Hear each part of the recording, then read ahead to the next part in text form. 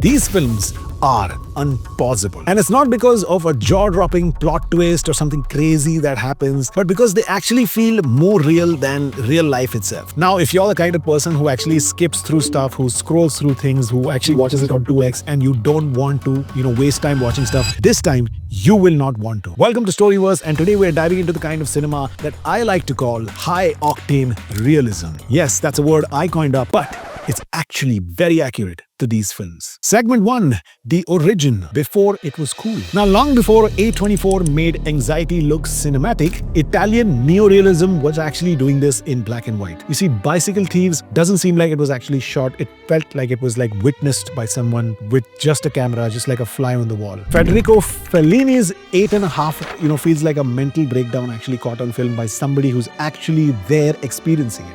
And as part of the same movement, Roberto Rossellini also said it. I try to capture reality, nothing else. It feels like there are no actors, just real people, real streets, real struggle, and actually things happening as you would see it. Segment 2, the evolution of realism with adrenaline. Fast forward to today, this style has developed into films like the Oscar-winning Anora and A24's chaotic masterpiece Uncut Gems. These two films are very similar but very different in many ways. Anora in 2024, it was a chaotic tale of a Brooklyn stripper who impulsively marries and sets off an avalanche of trouble. Okay, look, you work for Ray-Ban's family, so I'm assuming that means you work for him. Uncut Gems by the Safdie brothers is about a man who talks too fast, bets too much, and never shuts up. Three more!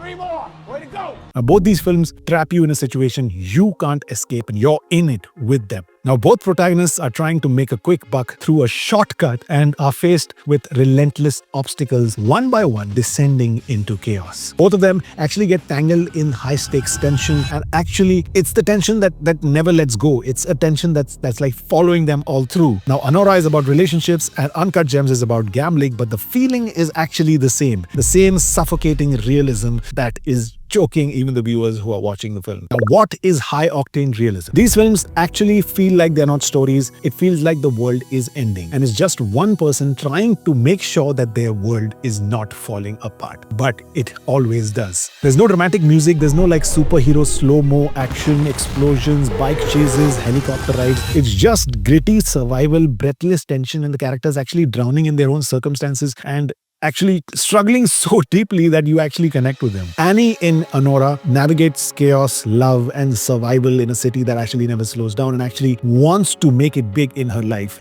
Your home is beautiful.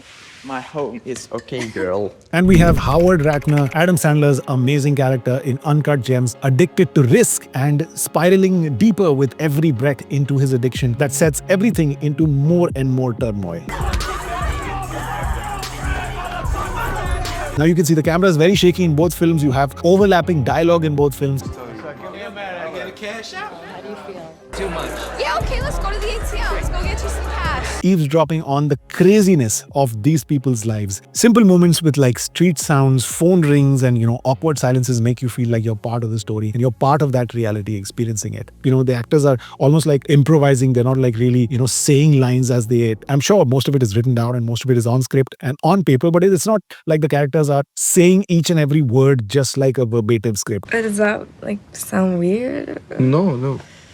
And will you miss me or my money, Bled? Well, your money, Blair. Listen to me. I got 175,000 in this bag. 170. I told you, this thing's worth over $1 million. Now, come on, man. It actually feels like you're right there and you hope they'll get a break, but no spoiler, they actually won't. Let's talk about the editing. It feels very organic, very like cut to reaction shot moments. It's very like flowy with the whole situation, But it actually makes these films a lot more gripping than if you actually had those things in the film. And it's not only because the stakes are life and death, because it's not really, but actually it feels like life and death to the characters in the film, and you actually connect with them more because they're shown in such a realistic fashion. Now, you're not just watching events unfold, you actually feel like you're right in there with them, like you're you're inside their head, like you're actually experiencing it with them, feeling exactly what they're feeling and going through their panic and pain. And that's why I love these kind of like personal stories which are so organically shown, because it really pushes you within. And it kind of like, the closer the camera comes to the person, the more you are able to see within their humanity. Share this with a movie buff, subscribe for more StoryVerse, and if you enjoyed this take, then do watch one of our other StoryVerse videos